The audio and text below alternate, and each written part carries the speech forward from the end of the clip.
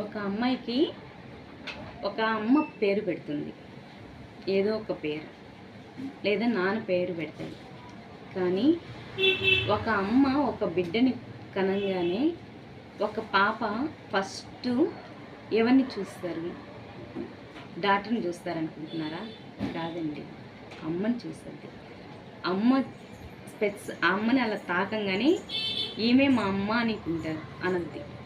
పాపకు పేరు మనం పెడతాం, కానీ పాపే మనకు పేరు పెట్టింది. ఏంటో తెలుసా? అమ్మ అని పిలుస్తుంది. అదే మనకు పెట్టిన పేరు. ఇప్పుడు కూడా ఒక అబ్బాయి అయినా ఒక అమ్మాయి అయినా పుట్టంగానే మనల్ని చూడంగానే ఈమె మా అమ్మ అనే పదం చాలా గొప్పది. కాబట్టి మనం అందరికీ పేర్లు పెడతాం, కానీ ఒక తల్లికి ఒక పాప పేరు పెట్టింది అంటే అది అమ్మ అనే పదం. ఎలా ఉంది ఫ్రెండ్స్? మీకు ఎవరికైనా నచ్చితే ఒక లైక్ కొట్టండి.